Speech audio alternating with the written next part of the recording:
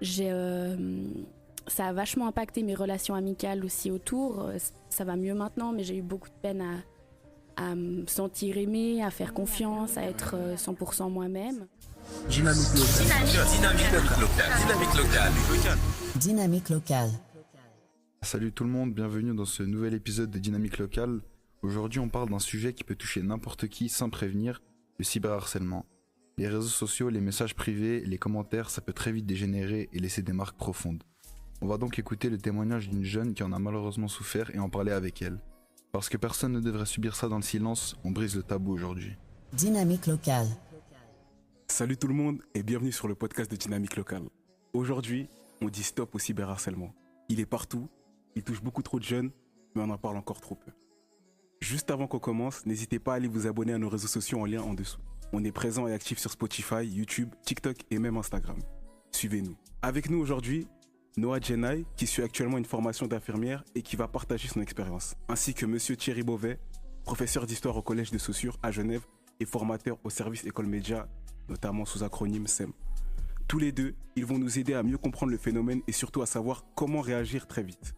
Merci d'être là et c'est hyper important qu'on en parle ensemble. Alors on commence tout de suite avec leur expérience personnelle, les réactions, les soutiens que Noah a pu obtenir, ainsi que les conséquences. Dynamique locale.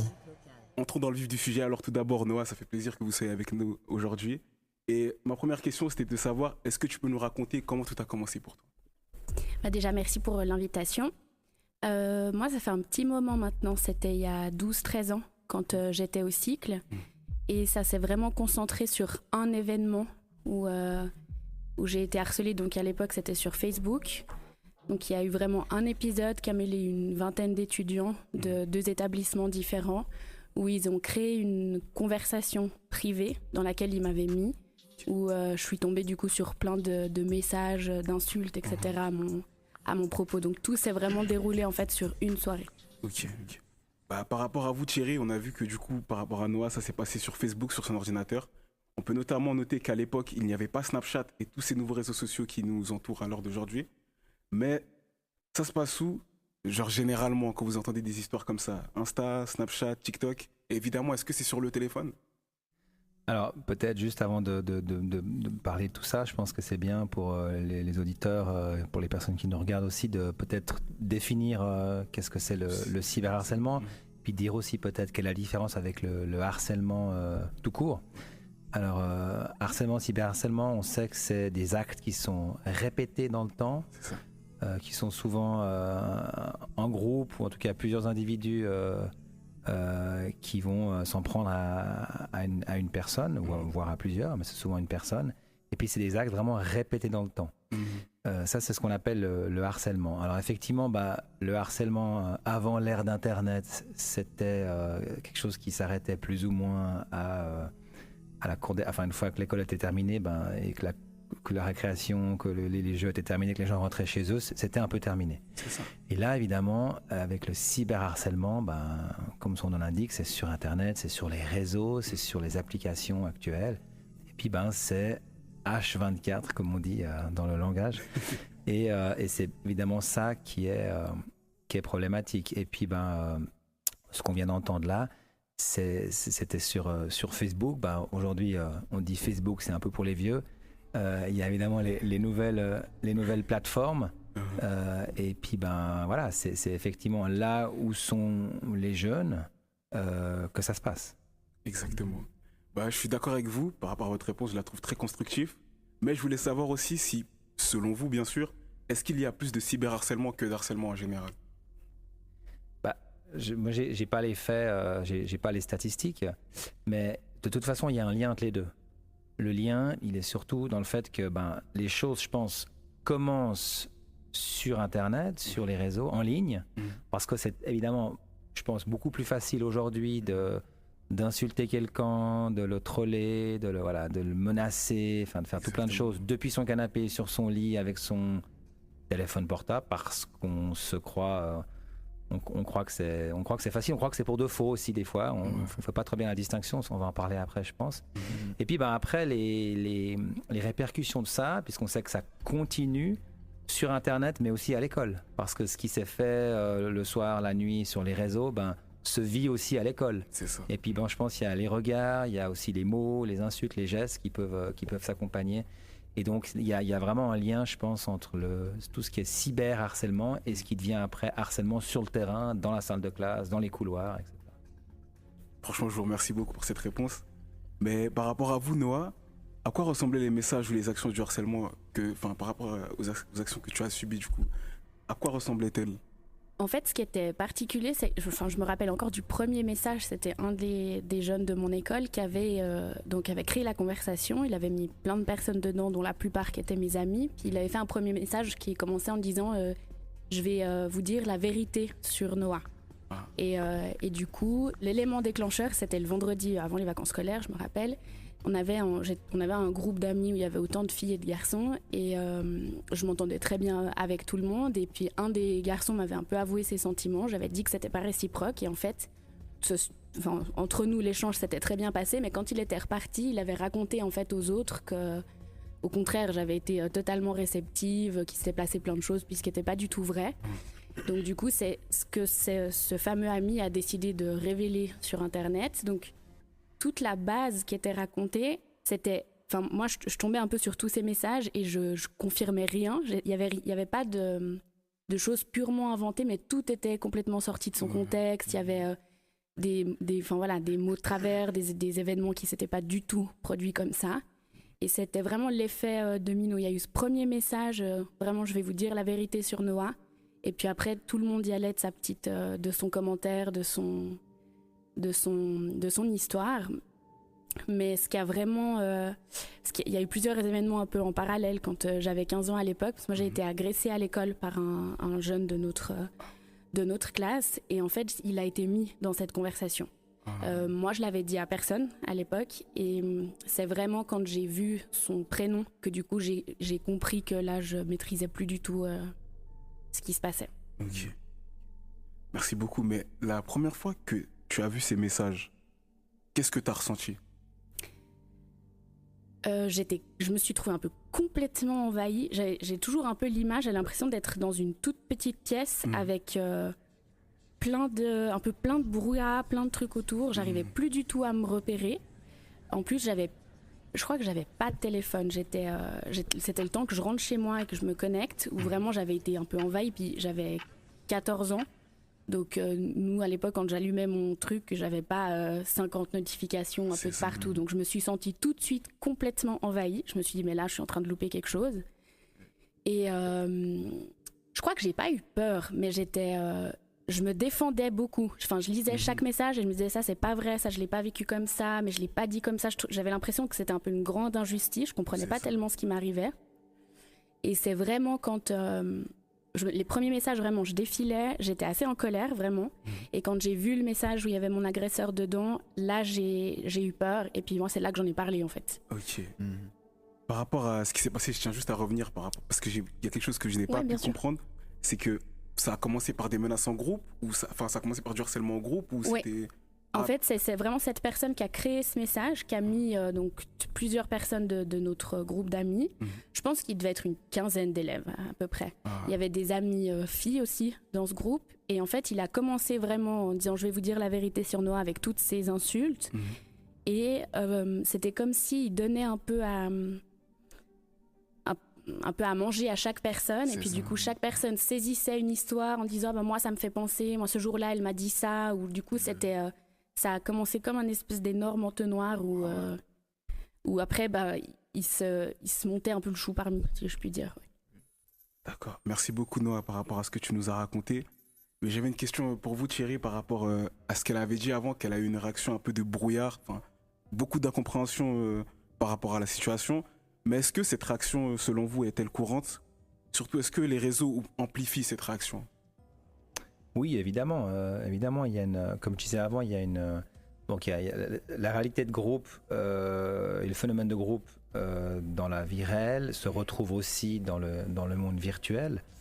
Et ça peut être effectivement amplifié parce que c'est très facile de participer à un cyberharcèlement, malheureusement, de personnes. On peut y participer, même pas juste avec des mots, mais juste avec des likes. L'approbation, un pouce levé, c'est déjà finalement une participation et c'est très facile, c'est à portée de main et de nouveau on a l'impression que assis dans son canapé tranquillement, on n'est pas en face de la personne, donc c'est beaucoup plus facile, beaucoup plus lâche aussi C'est ça.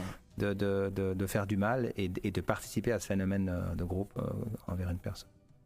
Je suis très d'accord avec vous par rapport au fait qu'un like incite justement à l'harcèlement, parce que je sais pas si c'était comme ça avant. Je te parle à toi, Noah, parce que nous, avec les réseaux sociaux actuellement, on sait que plus la vidéo a de likes, plus la photo a de likes, plus vous voyez le fil d'actualité un peu. Ça, je ne saurais pas comment expliquer, mais ça ouvre beaucoup de, je sais pas comment expliquer. Je sais pas si vous comprenez un petit peu. Ça va tellement vite. Ouais, voilà. En aussi. fait, il y a ce côté très la rapidité des réseaux sociaux, c'est impressionnant d'avoir. Puis on voit en plus le nombre de vues et le nombre de C'est ça, likes qui qui augmente monte. de seconde en seconde, et puis on se rend pas du tout compte du nombre de personnes qu'il y a derrière, en fait. C'est ça, justement. Et par rapport à, justement au cyberharcèlement, pour vous, selon vous, Thierry, quels sont les mécanismes d'harcèlement de groupe sur les réseaux sociaux? Enfin, je dis ça du sens où comment l'harceleur fonctionne-t-il et pourquoi il fait ça? Alors, malheureusement, j'ai pas la réponse, mais Non, vous demandez pourquoi pas est-ce la que le réponse, harceleur ouais. fait ça? Mais on peut imaginer plein de choses. On l'a dit avant avec Noah, c'est des choses qui se sont d'abord produites, je ne vais pas le répéter, mais c'est des choses qui se sont d'abord produites dans la vie réelle et puis qui sont reprises ensuite potentiellement sur les réseaux. Mais ça peut aussi quelque chose qui apparaît comme ça soudainement sur les réseaux parce qu'il y a une photo qui a circulé, une photo intime par exemple. Donc il peut y avoir vraiment plusieurs formes d'agression envers une personne qui peuvent ensuite donner lieu à du cyberharcèlement. Ouais. Il peut y avoir ça peut commencer par des simples menaces, ça peut être du trolling, dire des choses fausses répondre des choses fausses sur une personne, ça peut être un deepfake, ça peut être toute une série de choses, ça peut être un vol d'identité, ça peut être une intrusion dans le compte de quelqu'un, enfin ça peut être énormément d'événements qui par la suite peuvent donner lieu à un phénomène de cyberharcèlement. C'est ça justement. Et même moi, personnellement, par rapport à l'histoire que tu nous as racontée, Noah, je trouve ça quand même dingue qu'un groupe de personnes, surtout que je pense qu'il y en a que tu connaissais justement, arrive à te manquer de respect du sens où ils rentrent dans ce jeu d'incitation à la haine. Mais la question que je me pose, que j'aimerais aussi vous poser, Thierry, c'est que comment le harceleur arrive-t-il à créer des suiveurs sur les réseaux sociaux dans un groupe en général? C'est des personnalités, je pense. Oui, c'est des personnalités un peu de meneurs, peut-être aussi qui savent se servir de situations qui ont vraiment fait souffrir. Enfin, je sais pas comment expliquer. Moi, par exemple, une de mes amies qui était dans ce groupe, on s'était disputé comme on se dispute quand on a 14 ans.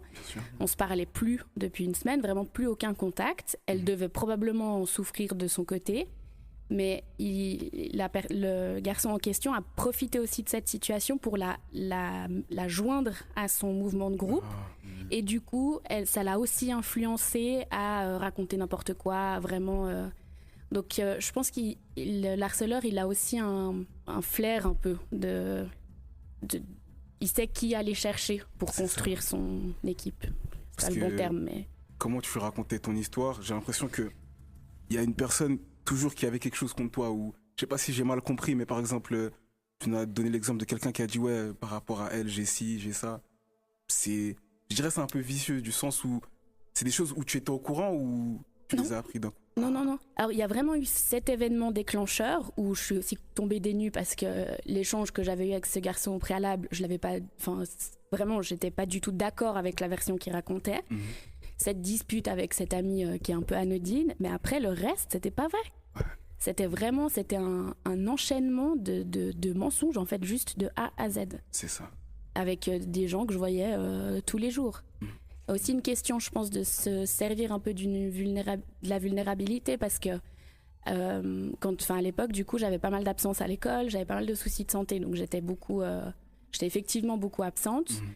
Je pense que j'avais une certaine différence ou quelque chose qui était aussi peut-être moins compris. Et c'est peut-être aussi ça à l'origine qui a été un peu utilisé. La différence que tu dis, c'est le fait d'être absent à l'école? Ouais. Ah, ok. Mais il y a aussi vraiment ce côté où toutes les certitudes que j'avais avec mes amis, donc la plupart, ils venaient chez moi à 16h prendre le goûter, on se voyait le mercredi après-midi, on avait des échanges, on faisait des photos, des trucs comme ça, et j'avais tout perdu. Et je comprenais pas pourquoi. Donc c'est comme si tout ce que j'avais connu, toutes les relations que j'avais connues avant, elles étaient... Par en éclat. Ouais. C'est ça. C'est très touchant ce que tu nous racontes, Noah. Et on va y venir aussi par rapport aux conséquences et aux impacts juste après, parce que je vais laisser la parole à mon collègue. Mais j'ai une dernière question pour vous deux. Je reprendrai la parole par la suite après. Mais cette question, c'est est-ce que les harceleurs réalisent vraiment l'impact de leurs actes et l'amplification par les réseaux? Je vous laisse commencer, un de vous. Après coup. En tout cas, moi, ça a été mon cas, ouais. Ok. Et selon vous? Je sais pas, à partir du moment où ils sont inquiétés, ils sont attrapés, on leur met les choses devant les yeux et puis qu'ils réalisent, je pense qu'il y a une prise de conscience. J'espère, en tout cas, je souhaite pour eux. J'espère aussi. Mais je laisse la parole à mon collègue qui va continuer justement les questions par rapport aux conséquences et aux impacts. Voilà, donc on va en venir un peu aux conséquences du coup et aux impacts par rapport à tout ça. Donc Noah, pour toi, ce genre d'harcèlement, on sait que ça peut vraiment affecter la santé mentale des gens. Est-ce que toi, à ce moment-là, ça t'a vraiment changé dans ton quotidien? Oui, c'était assez impressionnant parce que j'ai perdu complètement le contrôle sur la situation. Donc j'en ai parlé à mes parents. Ça a déclenché... du moment où j'ai donné mon ordinateur à mes parents, où j'ai dit faut regarder ce qui se passe, j'ai complètement perdu le contrôle. Donc là, il y a eu plusieurs jours où vraiment il faut savoir un peu ce qu'on décide de faire. Donc mes parents étaient assez sûrs qu'il fallait porter plainte, mais c'est un monde aussi qui est un peu complètement inconnu. Donc ils devaient un peu se renseigner, savoir par quel bout on commence. Donc appeler la direction de l'école, le rendez-vous avec la psychologue, aller à la brigade des mineurs. Enfin, ça a vraiment démarré je me suis retrouvée à entrer dans un monde que je connaissais pas. Surtout à passer par des étapes, des rendez-vous, l'audition à la police où on est censé... Alors, j'ai été très bien reçue. Enfin, les dépôts de plainte s'est extrêmement bien passé, mais c'est vrai que on a vite l'impression d'être pas du côté de la coupable, mais je me retrouve dans une pièce, avec la police. J'avais pas mes parents qui étaient là et je devais. C'est tout de suite très froid, c'est tout de suite très. Je comprends pas ce qui m'arrive en fait. Ouais. On me pose des questions, je dois répondre à ces questions. Donc on a posé 2 plaintes. Je crois que c'est mes parents qui avaient dû à l'époque poser la plainte pour le cyberharcèlement. Parce que je sais pas, ça c'est une bonne question aussi, mais du coup à quel point je suis... moi je sais que je devais être entendue, mais du coup quelle est la responsabilité des parents dans ce dépôt de plainte? Je suis pas très sûre de moi.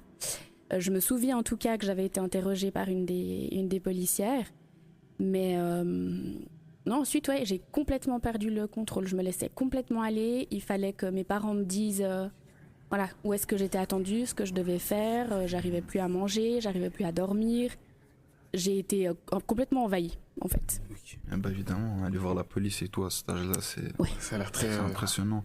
Du coup, tu disais tes parents, ça a été les premiers que tu as tenu au courant de cette info, parce que du coup, on va en parler après, mais comme tu abordes le sujet, ça a été les premiers au courant du coup. Ok, merci.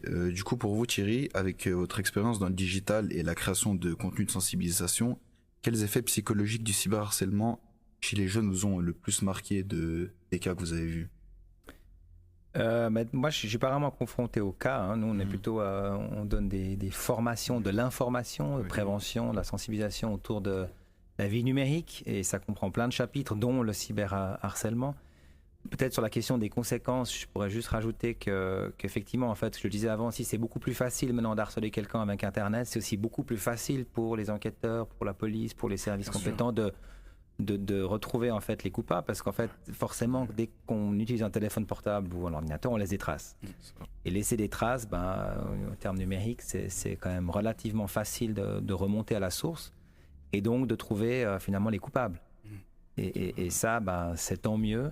Et je pense que les harceleurs oublient qu'ils laissent une sacrée empreinte digitale quand même ne serait-ce de faire un like, je disais tout à l'heure. Donc ça, il faut vraiment, vraiment penser à ça, et c'est un plus pour les enquêteurs. Tout à fait, c'est vrai, tant mieux. Noah, pour toi, du coup, niveau confiance en toi, relation avec les autres, est-ce qu'à ce moment-là, tu ressentais vraiment un impact? Et est-ce qu'aujourd'hui, ça va mieux, même si je pense évidemment que oui? Oui, alors moi ça a complètement impacté ma scolarité. Donc c'était la dernière année du cycle, donc j'ai pas été scolarisée pendant 1 an. Ensuite, j'avais essayé de reprendre, d'aller à l'ECG, mais c'était pas possible. C'était dans le même quartier, donc je revoyais des têtes connues. Donc j'ai fait plutôt une formation par correspondance. Et je dirais que moi, c'est ça qui m'a aidé, sortir un petit peu du système lambda. Parce que du coup, j'ai pu me reconstruire un peu de mon côté. Le temps aussi qu'on arrive au bout du dépôt de plainte, etc. Et j'ai repris les chemins de l'école un peu doucement, mais tout en gardant quand même... J'ai beaucoup de peine avec les mouvements de groupe. L'exemple un peu typique, quand c'était à l'ECG ou même encore là où je suis maintenant, j'arrive pas à rentrer dans la cafétéria aux heures entre midi et 2, par exemple. Si je suis pas accompagnée ou si je sais pas que je vais rejoindre quelqu'un, je suis pas capable de traverser cette salle. Ça a vachement impacté mes relations amicales aussi autour. Ça va mieux maintenant, mais j'ai eu beaucoup de peine à me sentir aimée, à faire confiance, à être 100% moi-même. Pendant longtemps, je surinterprétais tout. J'avais aussi l'impression que si un ami me disait quelque chose, il pensait forcément l'inverse. Enfin, je surréagissais, j'arrêtais pas de réfléchir comme ça. Et mon impact avec les réseaux aussi, forcément. Ça c'est sûr. Pendant longtemps, même encore aujourd'hui sur Instagram ou autre, quand je reçois une demande d'ajout de quelqu'un que je connais pas, ça dure une fraction de seconde, mais j'ai un petit pincement dans la poitrine. Ça, c'est des choses qui restent, ouais. Mais du coup, avant, tu nous disais qu'il y avait des amis, entre guillemets, des gens avec qui tu t'entendais bien, du moins, qui s'étaient retournés un peu contre toi. Mais est-ce qu'à ce moment-là, tu avais des vrais amis qui t'ont vraiment aidé dans la situation ou pas du tout? Oui, j'en avais 2 qui n'étaient pas dans mon école. Donc, ils sont restés vraiment... Par contre, vraiment présente, et même après coup, sur Facebook, sur mon mur, elle réagissait, elle répondait aux commentaires, elles intervenaient. Et moi, c'est surtout ma famille, parce que j'ai une grande famille, j'ai pas mal de frères et sœurs, donc c'est vraiment là que j'ai trouvé du soutien. Okay. Pour vous, Thierry, comment vos supports de sensibilisation peuvent aider du coup un jeune ou une jeune qui commence à perdre confiance, à s'isoler et avoir des cas comme ça à cause du cyberharcèlement?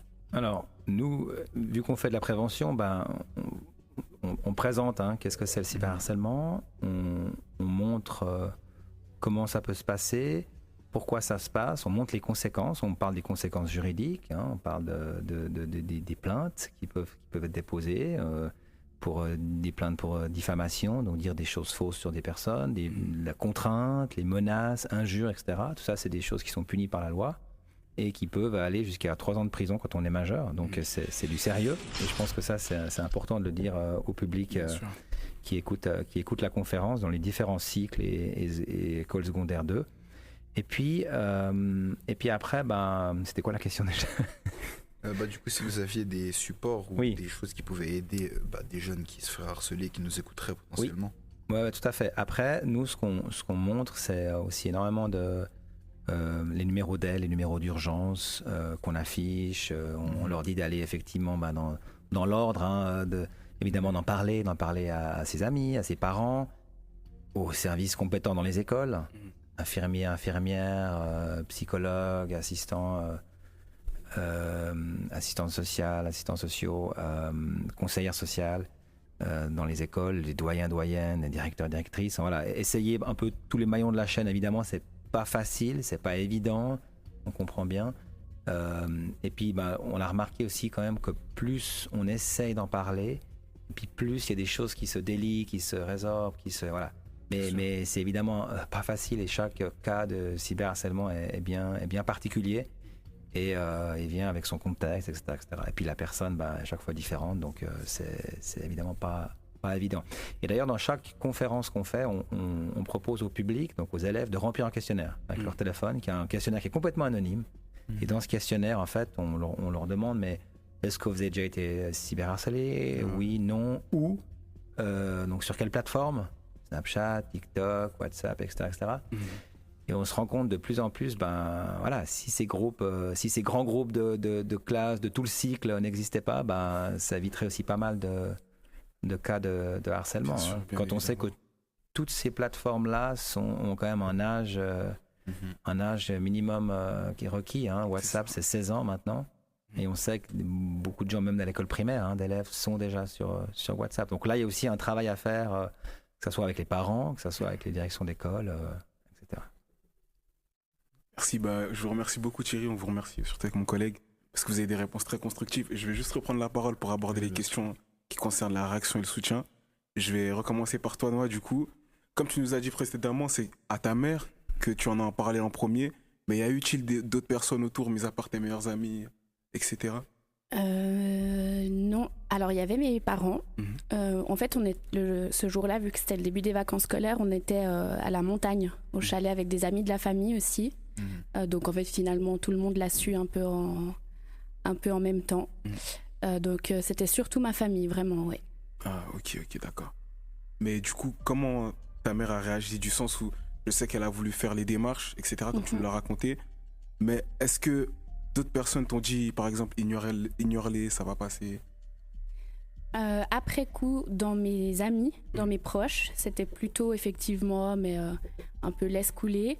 Les adultes autour de moi, je crois qu'ils ont tout de suite réagi, que là c'était trop violent. D'accord, merci Noah, merci beaucoup pour ta réponse. Par rapport à vous Thierry, je voulais savoir vraiment pourquoi c'est, ce qui paraît, c'est vraiment, je reste dans le paraître aussi, pourquoi c'est si difficile pour une victime d'en parler? Alors, je pense que c'est, de manière générale, je pense que c'est difficile de parler des choses qui nous arrivent. Moi, je pense qu'on a peur d'être jugé, on a peur qu'on ne nous croit pas. Et puis, on se dit aussi qu'on va régler la chose toute seule, tout seul. Je pense qu'ils vont dire, c'est quand même c'est des camarades de classe, ils me connaissent quand même, je les connais, je vais essayer de leur en parler. Puis on laisse passer les semaines et puis de plus en plus on rentre dans une espèce de silence.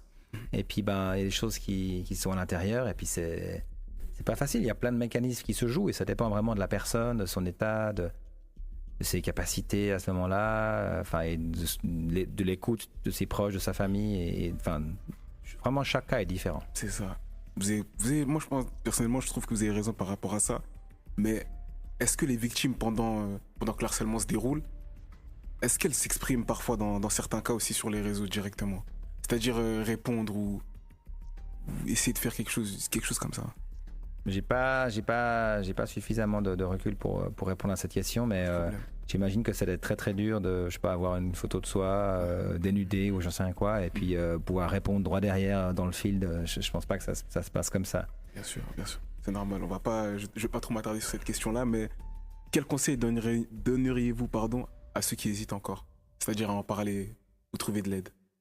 Je pense que on a déjà tous fait l'expérience une fois dans son enfance ou son adolescence ou plus tard à l'âge adulte, à partir du moment où les choses sortent, on se sent mieux et les choses peuvent se régler, même si on a toujours peur des conséquences. Ils vont venir me chercher, il va m'arriver quelque chose, etc. Et je pense que c'est quelque chose qu'on apprend depuis petit, à essayer de parler un peu de ses émotions, essayer de sortir des choses, même si c'est pas facile, mais on sait que normalement, en principe, après coup, les choses vont vers le mieux et c'est ça. C'est le plus important aussi, et je trouve que c'est le mieux au final dans l'aboutissement de tout type d'harcèlement. Mais quand j'entends par exemple Noah parler, ça me fait penser à moi aussi. Je suis très actif sur les réseaux sociaux et ça m'est déjà arrivé de faire face à des situations comme ça, pas à long terme, mais des moments similaires un petit peu. Et on m'a toujours dit qu'on peut bloquer ou signaler. Vous voyez les options qui peuvent complètement couper ce genre de situation. Mais moi, je voulais vous poser la question, est-ce que bloquer ou signaler suffit, selon vous? Il suffit, alors je ne peux pas répondre mais il suffit, je pense, pour la plateforme sur laquelle on est. Après, je pense que ça ne résout pas le problème, parce que c'est pas parce que on se fait... à mon avis, c'est une question de plateforme, de lieu. Après, je pense que ça peut continuer sur d'autres réseaux, donc il faut aller plus loin. C'est juste un début, ça. C'est ça. Du coup, toi, Noah, je reviens justement à te poser la question aussi. Pour toi, est-ce que bloquer ou signaler suffit, vu que tu l'as déjà vécu? Alors, mais déjà, signaler, je ne sais pas à quel point les plateformes, elles ont vraiment progressé là-dessus, mais moi, dans mon souvenir, c'était un peu... c'est pas si facile de signaler. On ne sait pas quelle case on doit cocher ou à quel point est-ce que la plateforme va faire quelque chose. Bloquer... Je pense que ça donne l'impression que ça règle un problème à l'instant T, mais c'est comme plein de petites portes en fait. Je pense qu'on bloque une fois, il va y avoir un nouveau compte qui va se créer, ou alors ça peut aussi, ça attise un petit peu de colère de la personne qui harcèle. Alors je dis pas bien sûr qu'il faut pas le faire, mais pour moi ça fait vachement reculer le problème. J'ai pas l'impression et j'ai pas entendu non plus que simplement bloquer un profil, ça avait suffi à faire descendre le processus. Je suis totalement d'accord avec toi par rapport à ça. Mais pour ton information, comme ça je te préviens, nous, ce que je sais, c'est que par exemple sur Instagram, quand vous bloquez un compte, ça bloque les comptes que la personne a fait sur son appareil, T'as justement. raison, ouais. Et par rapport à TikTok aussi, ce qui s'est développé, c'est que maintenant, pour signaler quelque chose, il y a les motifs. On peut aussi noter son motif à soi-même. Mais il y a vraiment une longue liste, une très très longue liste avec plein de situations différentes. Mais Noah, je reviens à toi justement. Qu'est-ce que toi, justement, tu as essayé pour stopper ça? Moi, j'ai porté plainte. Si je n'avais pas parlé à mes parents, je suis pas sûre que j'avais conscience que ce qui était en train de se passer, c'était... Alors, je savais que c'était pas normal, mais que les autres étaient en train de faire quelque chose de pas légal. Je pense pas à cet âge-là que j'avais cette conscience. Bien sûr. Maintenant que j'ai fait tout ce processus, que c'est un processus que j'ai gagné, la personne en question a été reconnue coupable. Parce que donc finalement, une fois que le verdict a été rendu, les autres personnes avaient été convoquées par l'école. La personne qui a été convoquée par la police, c'est vraiment celui qui a créé la conversation et qui a envoyé ce premier message. Mais après coup, j'ai reçu une lettre d'excuse à travers le juge de ce garçon. Et là, je me suis rendu compte qu'en fait, j'avais bien fait parce que déjà, on avait confirmé que j'avais été victime et que ce que j'avais subi n'était pas normal. Mais sur cette personne, ça avait aussi eu un effet positif. La plainte, c'est aussi pour... je pense que c'est un aspect aussi vachement éducatif. Cette personne avait été très bien entourée lui-même aussi par ses parents. Il avait des super parents qui avaient été parfaitement à la hauteur. Mais du coup, dans cette lettre, vraiment, il m'a dit qu'en fait, il n'avait pas du tout réalisé ce qu'il était en train de faire. Que grâce à ça, il s'était maintenant rendu compte en fait qu'on ne pouvait pas juger les gens comme ça. Qu'il était vraiment navré, qu'il espérait que j'allais bien. Enfin, il y avait une vraie prise de conscience. Donc, cette plainte, elle m'a aidée en tant que victime, mais elle a aidé mon harceleur aussi. Bien sûr, bien sûr. J'apprécie ta réponse, Noah, et je voulais vraiment vous poser une question, monsieur. Comme elle l'a dit précédemment, elle a souligné que ses parents étaient des très bons parents et qu'il ne faut pas juger une personne trop vite. Et vous, d'ailleurs, quand vous avez répondu à une de mes questions, vous avez dit que parfois le problème peut venir des parents. Mais est-ce que vous pensez dans des situations comme ce qui s'est passé avec Noah, y a-t-il quelque chose de plus profond que ça? Y a-t-il d'autres... je ne sais pas si vous visualisez un peu. Je pense qu'au-delà de la bonne éducation, il y a un côté de... à quel point les parents ils sont vraiment conscients de ce que fait l'enfant. C'est ça, justement. Et c'est vrai que dans tous les aspects préventifs, c'est vachement intéressant de les compter dans ce travail-là, parce que il y avait une autre des filles à l'époque qui avait été convoquée par le directeur. Ses parents, eux, avaient d'abord réagi en disant « c'est impossible que ma fille fasse quelque chose comme ça ». C'est ça. Moi, j'y crois pas du tout. Noah, elle a dû forcément faire quelque chose qui a nourri sa colère. Et c'est après coup, quand on leur a mis tout devant les yeux, où ils ont complètement réalisé qu'en fait, ils avaient aucune conscience de ce que leur fille faisait le soir dans sa chambre. Donc, il y a probablement de ça aussi. C'est exactement ce que je pense aussi, mais par rapport à ce que je voulais vous dire justement, c'est est-ce que vous pensez que les parents étaient assez derrière? C'est ce que je voulais faire sous-entendre comme question, c'est est-ce que les parents sont assez derrière? Est-ce que, je dirais pas qu'ils sont responsables, mais en tout cas qu'ils ont une part derrière tout ça, derrière cette haine? Moi, je pense que alors, peut-être que dans la chaîne, il y a une forme de responsabilité des parents, mais je crois pas. Je crois que l'enfant, le jeune, l'élève, il est maître de ce qu'il fait. Et malheureusement, il peut commettre des erreurs qui peuvent être réparées. On l'a vu, que le fait qu'il soit condamné, convoqué, condamné, ça fait partie. C'est aussi un principe éducatif intéressant et que ça profite évidemment à tout le monde, victime et harceleur. Et je pense que que l'enfant soit de bonne famille ou vivre dans un contexte familial difficile, il peut commettre ces erreurs-là parce que c'est un phénomène de groupe, parce qu'il se sent pris dans cette meute, et puis qu'il y a des leaders, comme on a dit au tout début, qui vont prendre le rôle de commencer, et puis les autres suivent. C'est un peu comme ça, malheureusement, que ça se passe. Et puis ça, c'est peu importe le background de la famille et du milieu dans lequel l'élève vit. Je pense que partager a forcément des conséquences et que les jeunes sont, et tout le monde, est responsable de ce qu'ils partagent. Exactement. On vous remercie, Monsieur Beauvais, pour votre réponse très constructive. Encore une fois, bien sûr, je tiens à le souligner. Par rapport à mes questions, moi, je pense que je suis arrivé à bout. Je vais laisser mon collègue à vous aborder les questions par rapport aux solutions et aux conseils. Tout à fait, merci. Donc du coup, je reviens vers vous, Thierry. Est-ce que vos techniques de prévention, elles utilisent des formats spécifiques, des vidéos, des témoignages, des mises en situation pour marquer les esprits, et quels sont selon vous les éléments qui ont le plus d'impact et qui aident le plus les jeunes? Je pense que forcément les vidéos qu'on utilise, les supports vidéo, ça a beaucoup d'impact parce que les vidéos c'est des histoires, et puis les histoires, on en a besoin pour tout, hein, et pour ce sujet-là aussi, et je pense que le témoignage de Noah, mais d'autres témoignages qu'on a dans la présentation qu'on fait pour le SEM, il y a beaucoup d'histoires petites, courtes, hein, mais qui viennent justement montrer la réalité du cyberharcèlement. Et puis je pense que ça choque, mais ça permet aussi de prendre conscience.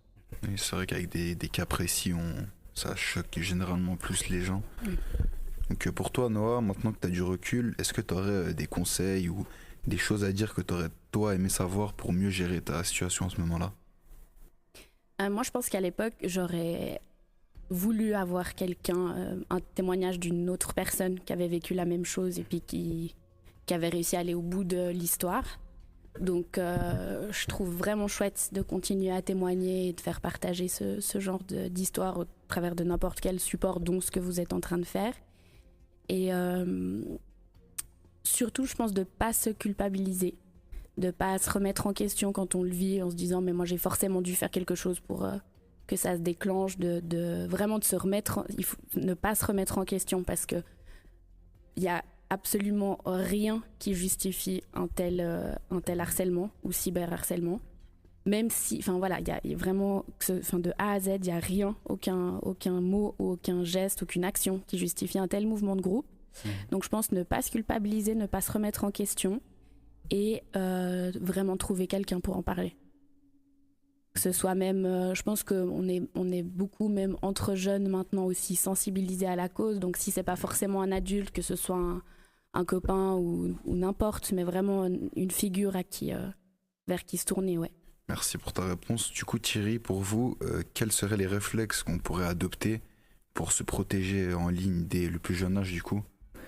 Alors, le meilleur réflexe, c'est l'abstinence. Ne jamais utiliser de téléphone portable, mais c'est impossible dans le monde dans lequel on vit. Donc, d'essayer de tendre vers la sobriété, c'est-à-dire d'utiliser le moins possible, c'est pas non plus possible. Parce que on sait que dès qu'on rentre au cycle d'orientation, il y a tout d'un coup des grands groupes où il y a 600 élèves. Et puis si on n'est pas dans le groupe, on n'est pas dedans, on n'est pas on n'est pas dans le game, on n'est pas dans le paysage.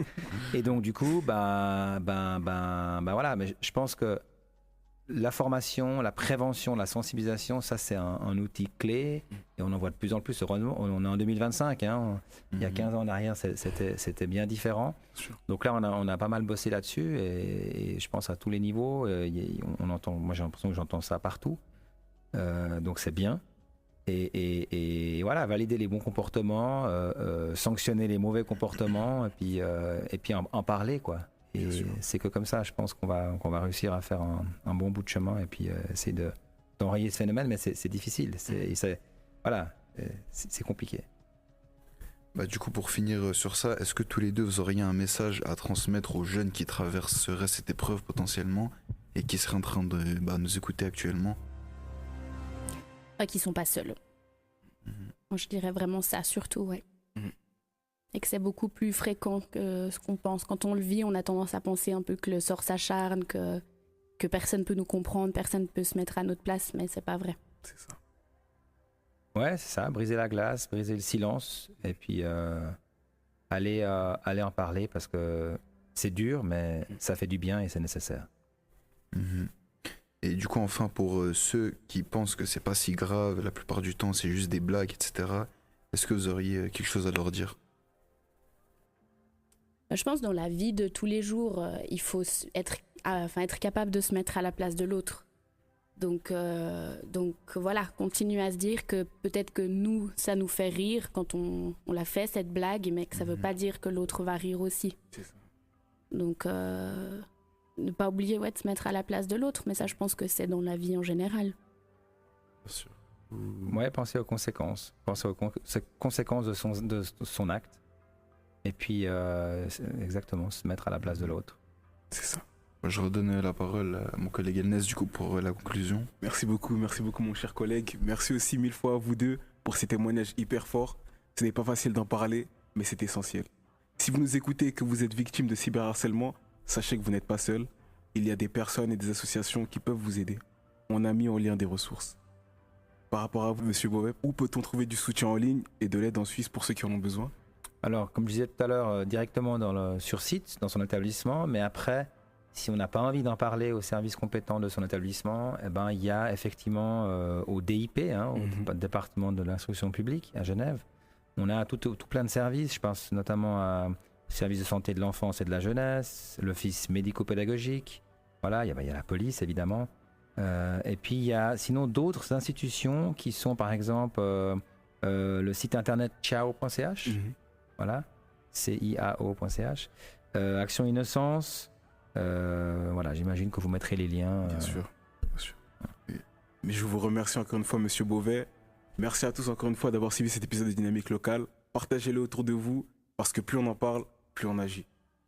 À toi qui nous écoutes, n'oublie pas de t'abonner à nos pages YouTube, Spotify, TikTok et Instagram Dynamique Locale. Entre passion et formation, on explore les sujets qui nous parlent. Partage tes impressions, laisse un avis et surtout reste connecté pour le prochain épisode.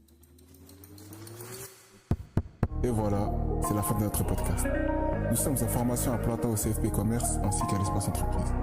Ce podcast nous permet de développer des compétences comme la maîtrise d'outils numériques pour notre futur. C'était Dynamique Locale. Ciao.